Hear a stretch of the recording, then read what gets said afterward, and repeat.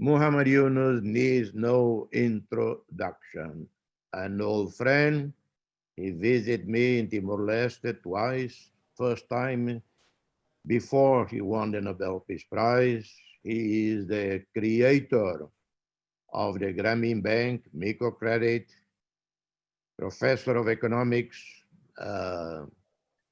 His face, his name is known throughout the world for his extraordinary vision and action to eliminate poverty. Dear friends around the world, I pleased to bring to you Muhammad Yunus. Please, Muhammad. Thank you. Thank you, Jose. He's a wonderful friend. Thank you for your introduction. Good evening from Bangladesh.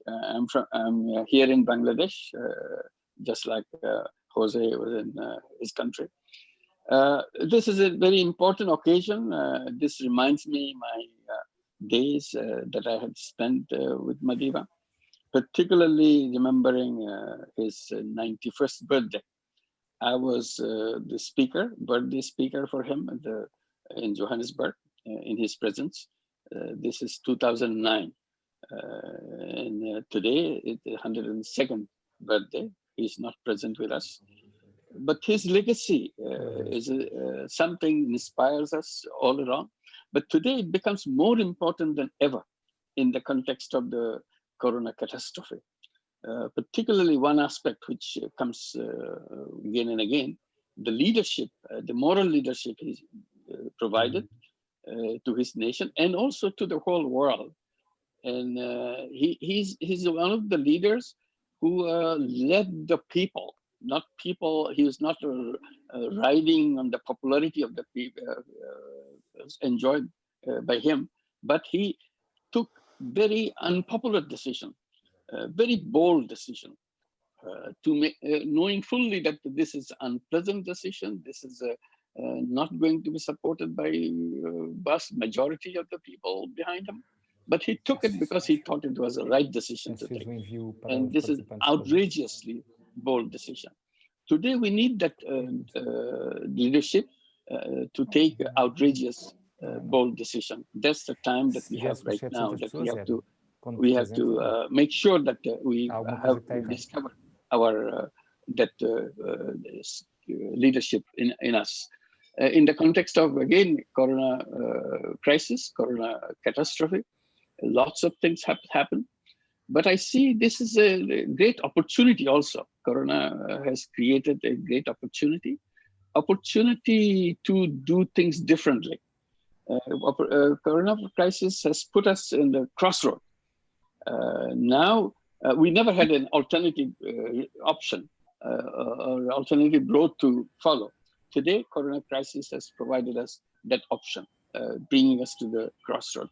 There's a tremendous amount of initiatives going around the world, supported by enormous amount of money. Some countries providing billions of dollars, some trillions of dollars, to go back as fast as possible, to go back to the world that we are coming from before the coronavirus took us away from there. Coronavirus has stopped the whole economy, stopped the whole world. That was a very lucky situation for us, that the coronavirus has done that. And now there's enormous efforts to go back. I said, that's a very wrong decision to go back. Why should we go back? That world was a very unhospitable world for us. Actually, that world put us on a death row. All the population in the world was in a death row. We are riding in a train to go to the ultimate destination of death by a massive number of people because of the global warming. And we are told again and again how the global warming is coming to get us extinct on this planet. And our young generation, our teenagers were marching on the street, telling us their parents, their grandparents were totally irresponsible generations. They destroyed the whole planet. There's no future for this generation. And if our children are raising this issue that they don't have a future for them, this world is not livable for them. And what happens to the grandchildren? What happens to the next generation? You never cared for that. So they were addressing us, our parents' generation and grandparent generation, that whatever responsibility that you have shown, now it's time to turn around and make this world livable for us. That's what they feel they were making. And repeatedly they're saying, listen to the scientists because they're giving you warning. They're already giving us the countdown. Countdown has begun and just not much time left. And now going back to that world, for what? To finish the countdown? That doesn't make sense. So this is not the direction that we'll be moving. We should not restart the train to go back to the direction that we are heading for in the ultimate destruction for all of us. So, and not only the global warming is something that made this world not worth going back to, that at the same time we had a massive wealth concentration.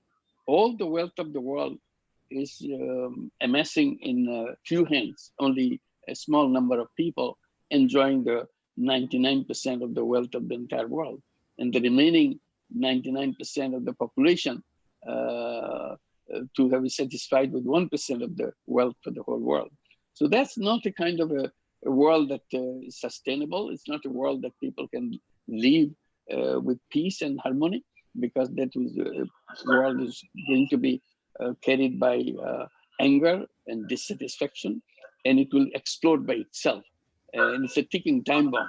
So going back means going back to the ticking time bomb.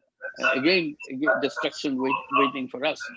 And the third one is the massive unemployment that we see coming in our way through artificial intelligence. Artificial intelligence is coming systematically to remove people from the job. So they will have massive unemployment all over the world in a few years ahead of us. So what happens to the world when people don't have any work to do? And where do they get their food from? What do they survive on? So these are the terrifying possibilities that we are facing to go back to that world. So this coronavirus has created a situation. Now we can decide to go in a different direction, not to the direction that is a disaster-prone world that we see.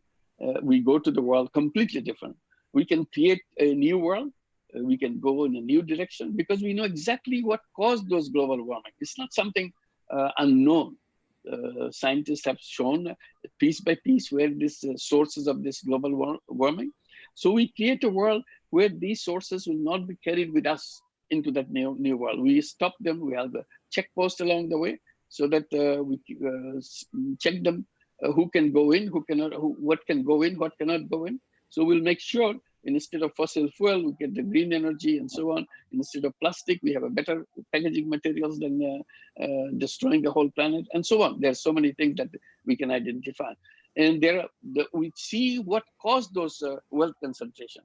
Financial institutions caused those wealth concentration. So we redesigned the entire financial institutions. We have been talking about social business to solve problems rather than make money.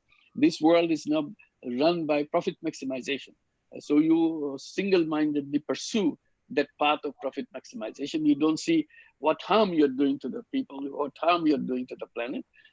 As long as you make an enormous amount of profit, you go right ahead, ignoring what destruction that you cause to the people and to the planet. So we have to now create another kind of business, a business to solve the problem rather than profit maximization. So we create those kind of businesses, which is based on zero personal profit. So we create business without any personal profit. We call it social business. So we introduce social business. We already carry on with social business. So we bring that social business and do the banking system entirely redesigned and have lots of banks with the social business and lots of healthcare system with the social business and so many other things. So there are already known ways how to create that new world. We can create a world with zero unemployment. We can create a world with zero net carbon emission. We can create a world with zero wealth concentration. So that's the direction we should be doing. This is the best time to do it. And that needs outrageously bold decision. That's the time for bold decision I'm talking about.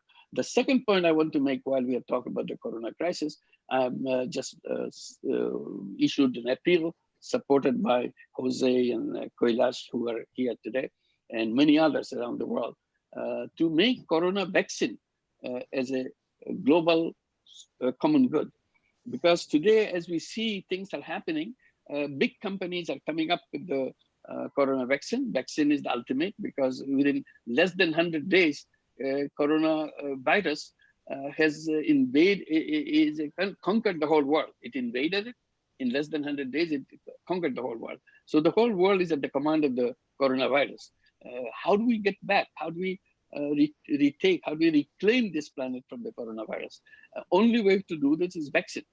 And vaccines are being developed in many countries. And we are told some of them will bring out the vaccine at the end of the year, or beginning of the next year, or in the middle of the next year. It's coming. We are assured that it's coming. But the fact is, as they come, we already see bad signs. Already one country, United States, is buying up all the vaccine that will be produced as soon as the production begins. Already they have paid them. They paid Novavax, the company which is coming out the vaccine in the United States, an American company, $1.6 billion to provide them 100 million vaccines for USA. And then they have already paid Sanofi in France another big sum to buy up all the initial production that they will have. So they are going company after company. All the American companies will be obliged to sell vaccines to the American people. So what happens to the rest of the world? And we see United Kingdom signed up an agreement with GlaxoSmithKline to deliver them 50 million doses of vaccine to the United Kingdom. Already they have made the deal. And others in Oxford and AstraZeneca, they are producing, and they make commitment to UK and European Union to have the vaccine for the European Union. What about the rest of the world?